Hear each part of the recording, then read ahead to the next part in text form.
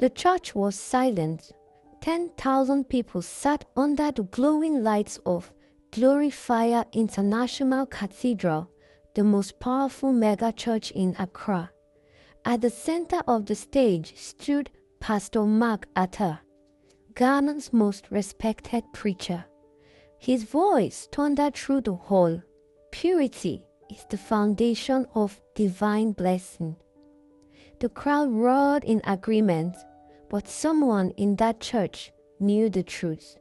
Someone who had heard late-night phone calls, seen the hidden bank transfers, and discovered that the man preaching holiness was secretly controlling millions of cedis in stolen church donation. That person was his own daughter, and before the service ended, the entire country would hear the truth. Pastor Mark Atta was more than a preacher. He was a national figure. Politicians visited his church. Celebrities attended his conferences.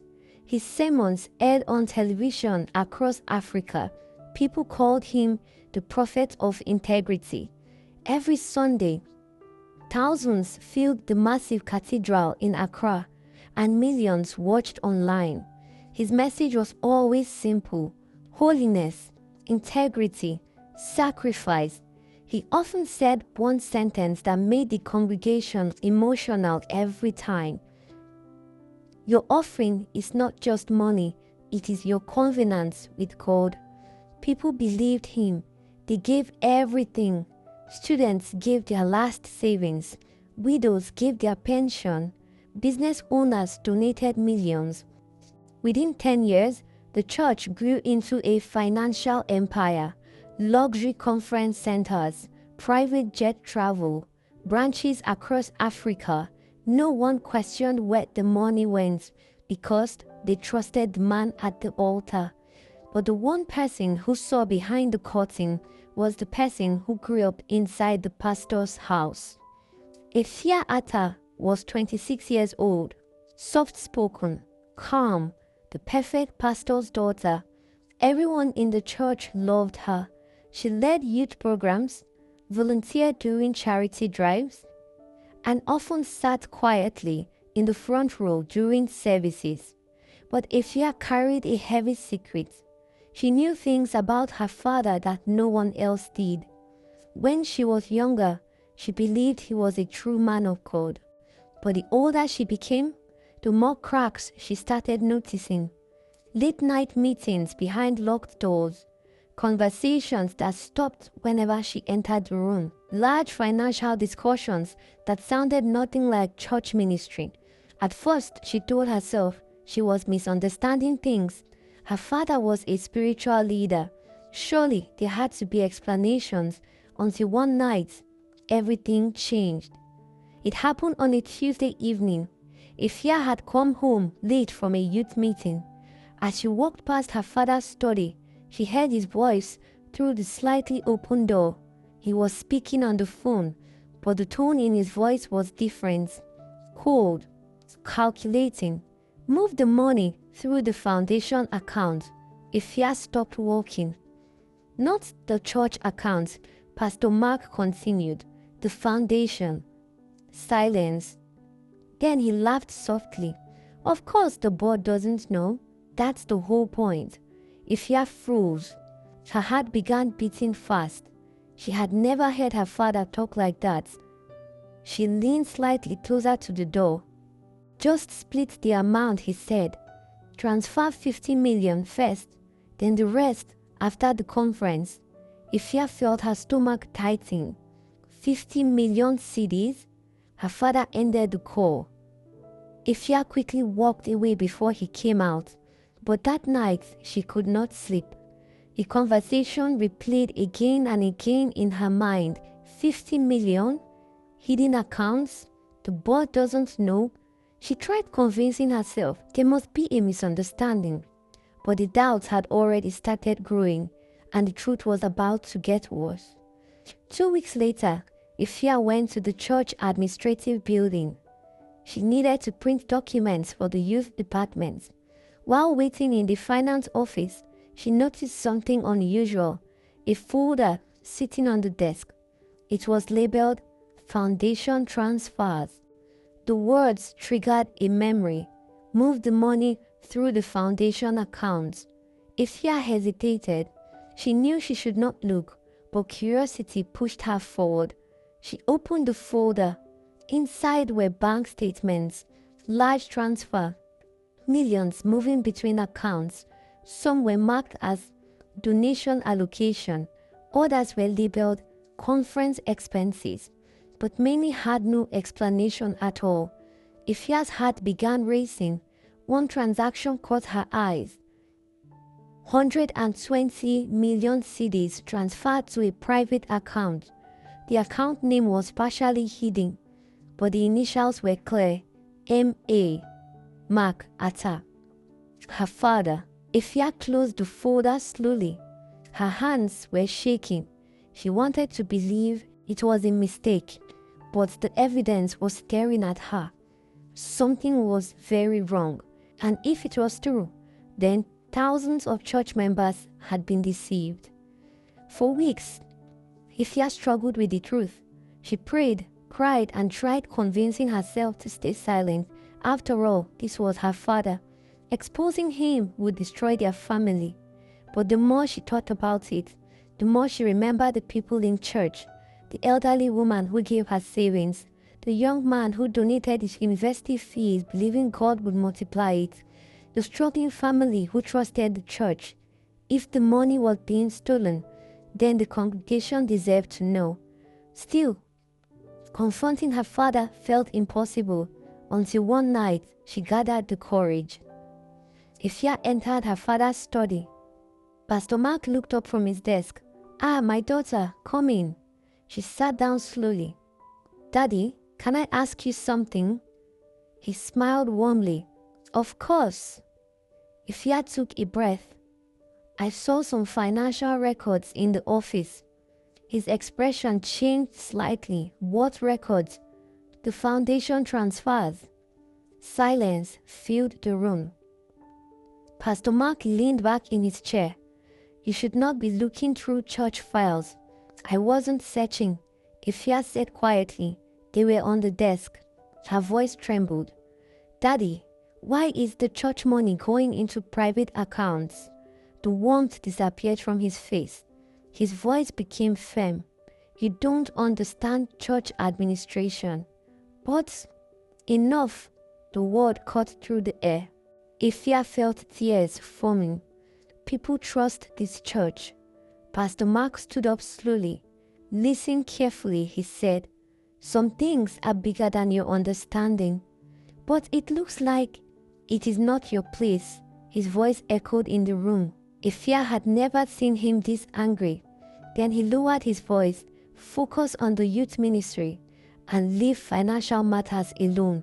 The conversation was over, but the truth was now impossible to ignore.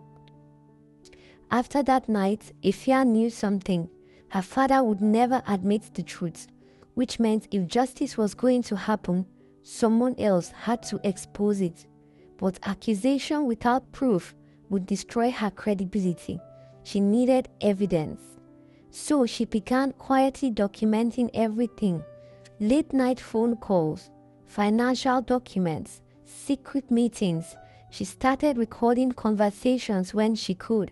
At first, it felt terrifying, but every piece of evidence strengthened her resolve. Then one evening, she captured the recording that would change everything. It happened during a private meeting between Pastor Mark and the church accountant. Ifya had entered the office hallway quietly. The door was slightly open. Inside, the accountant sounded nervous. "Sir, the board is asking questions about the missing funds." Pastor Mark sighed. "Relax." "But the audit..." I said relax. Silence. Then Pastor Mark spoke calmly. "The donation belongs to the ministry." "Yes, sir, and I am the ministry." Ifya's hand trembled as her phone recorded every word. "If the board asks again," he continued, "tell them the money funded outreach programs." "But sir, that would be false reporting." Pastor Mark laughed. Faith requires wisdom. The accountant said nothing. Then Pastor Mark added one final sentence.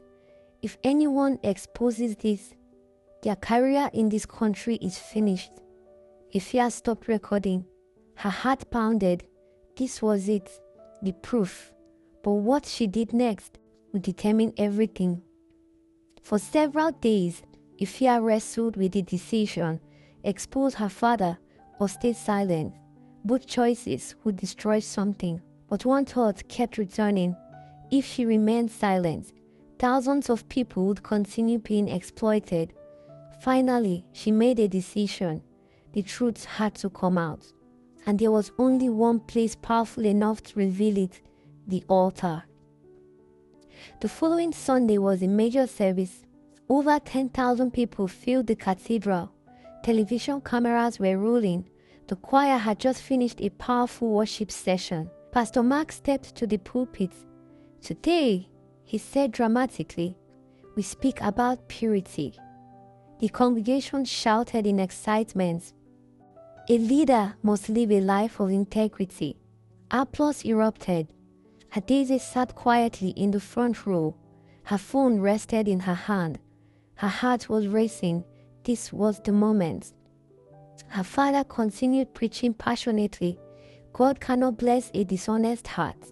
The crowd stood to their feet, cheering, clapping, believing every word. She stood up. Slowly, she walked towards the altar. At first, no one noticed. People assumed the pastor's daughter was assisting the service.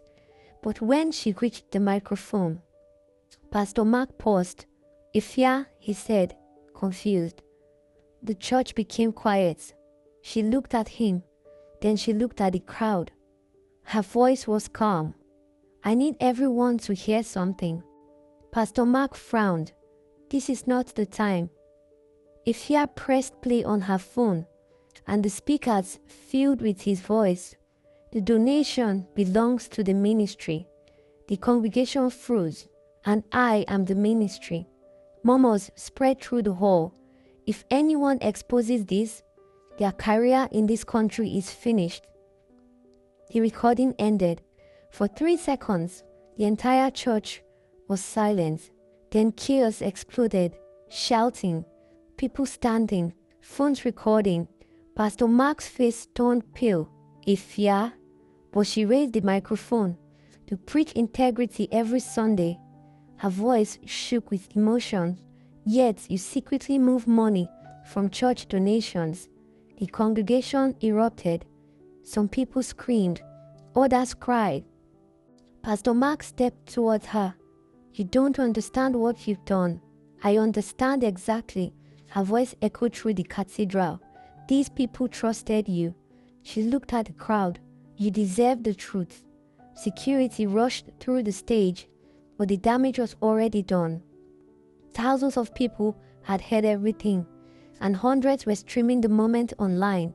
Within minutes, the scandal was spreading across the country. The church dissolved into chaos. Members argued. Some defended the pastor. Others demanded answers. Journalists began arriving. Meanwhile, Pastor Mark rushed towards the exit, but police vehicles were already pulling into the parking lot. Financial investigators had been tracking suspicious transfers for months. The recording gave them everything they needed. As Pastor Mark stepped outside, officers approached him. Pastor Mark Atta? Yes, you are under arrest for financial fraud and misappropriation of charity funds. Cameras flashed. Church members watched in disbelief. The once respected pastor was led into a police vehicle, and the empire he built collapsed in a single afternoon. In the week that followed, the story dominated national headlines. Investigators uncovered massive financial fraud, millions diverted into private accounts, luxury purchases hidden under church expenses. The board of trustees suspended every operation. Many members felt betrayed. Others struggled to reconcile their faith with the scandal, but one person stood quietly in the middle of the storm. Ifya. Some people praised her courage. Others accused her of destroying her own father. But she knew something deep inside. Truth was never the problem, deception was. And sometimes the hardest person to expose is the one everyone trusts the most. Moral lesson: power without accountability becomes corruption. Faith without honesty becomes manipulation. And when leaders hide behind religion to exploit people, the truth eventually finds its way to the altar. Because no matter how powerful someone appears, darkness cannot survive forever when someone is brave enough to turn on the lights. If you've enjoyed this story, don't forget to like, share and subscribe. Drop a comment, tell us where you're watching from and what you learned from this story. Until our next story, do take care of yourself.